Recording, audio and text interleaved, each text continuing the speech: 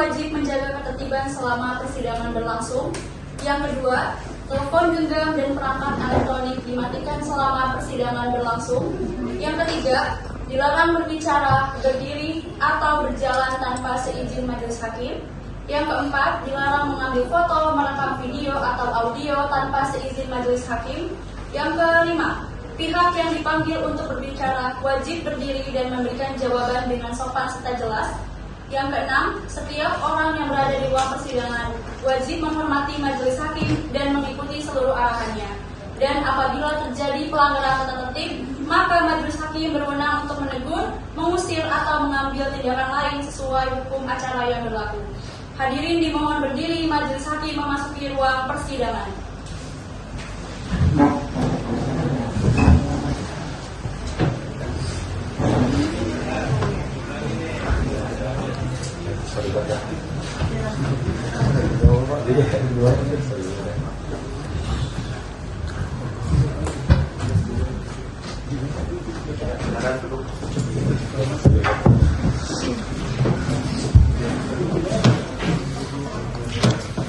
Pada umum, apakah sudah siap? Pada umum sudah siap? Jadi, sidang Pengadilan Tindak Pidana Pencurian dengan nomor perkara 672/B/2020/CBI atas nama terdakwa Muhammad Rizky Hasan dengan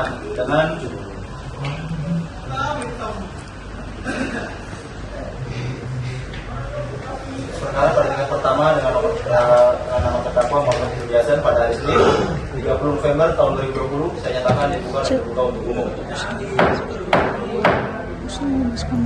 Baik, pada umum silakan untuk mengajukan terdakwa di ruang sidang. Baik, kepada petugas dimohon untuk menghadirkan terdakwa ke dalam ruang sidang.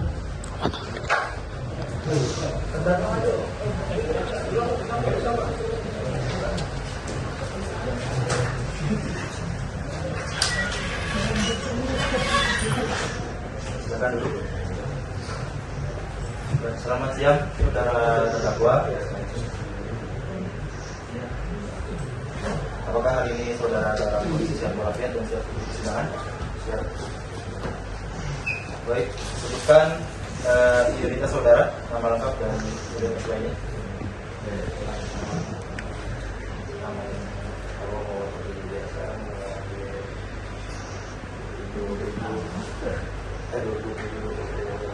September 2008.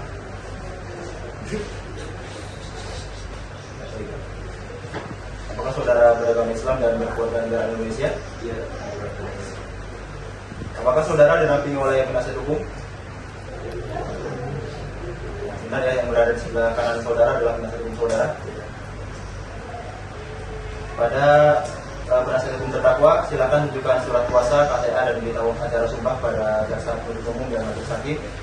Pada penuntut umum silakan untuk memeriksa.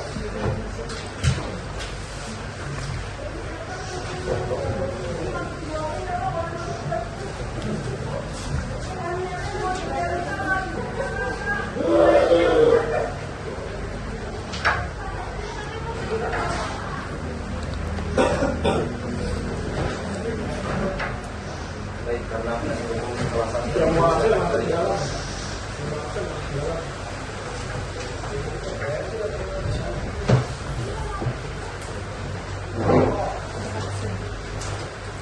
sebelum penuntut umum membacakan surat dakwaan, apakah terdakwa dan penasihat hukumnya telah menerima salinan dari surat dakwaannya? Mohon diperhatikan secara seksama pada penuntut umum, silakan untuk membacakan surat dakwaan. Terima kasih Yang Mulia. Dengan membacakan pokok-pokok yang sebagai Kejaksaan Negeri Cibinong, demi keadilan dan kebenaran berdasarkan ketuhanan Yang Maha Esa. Surat dakwaan, nama register perkara PDS Klip 178-CBI-06-2020. Identitas terdakwa, nama lengkap Muhammad Rizky Hasan. Identitas pihak telah dibacakan.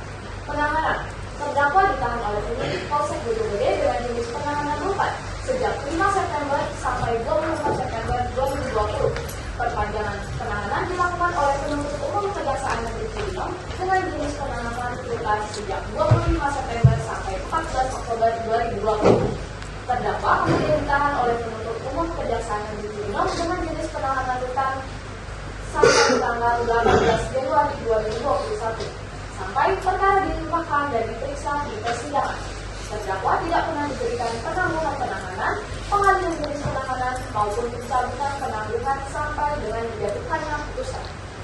Dakwaan ke-1 bahwa terdakwa Muhammad Fakih Zudin Hasan bersama-sama dengan saksi Andika penuntutan dalam berkas terbuka pada hari Selasa 1 September 2020 sekiranya pukul 4 WIB atau setidak-tidaknya pada waktu yang masih dalam tahun 2020 bertempat di rumah saksi Naswa yang beralamat di Jalan Pabuaran Jaya, Gang Merpati 1, nomor 119, RT 0203, Kelurahan Pabuaran, Kecamatan Bojonggede, Kabupaten Bogor, Provinsi Jawa Barat, atau setidak-tidaknya pada suatu tempat yang masih termasuk daerah hukum pengadilan negeri Cibinong yang berwenang memeriksa dan mengadili perkara ini telah mengambil barang sesuatu yang seluruhnya atau sebagian kepunyaan orang lain dengan maksud untuk dimiliki secara melawan hukum di waktu malam dalam sebuah rumah atau pekarangan tertutup yang ada rumahnya, yang dilakukan oleh orang yang ada di situ tidak ditepati atau tidak dikehendaki oleh yang berhak,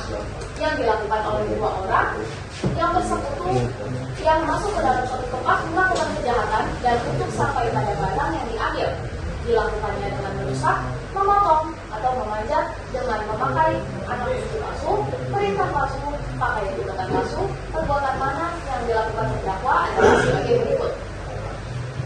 Pada hari Selasa, tanggal 1 2020, sekitar pukul 3 WIB, terdakwa Muhammad Fakih Zudin bersama dengan saksi Andika berangkat dari rumah kontrakan saksi Andika di Kampung Tegal untuk berputar-putar menggunakan sepeda motor Vario warna hitam milik saksi Muhammad Fakih Zudin dengan berboncengan untuk mencari target.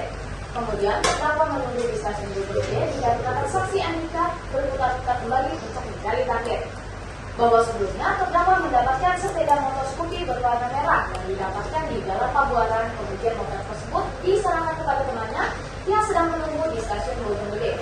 Lalu disimpan di kontrakan saksi Andika yang beralamat di Kampung Tegal.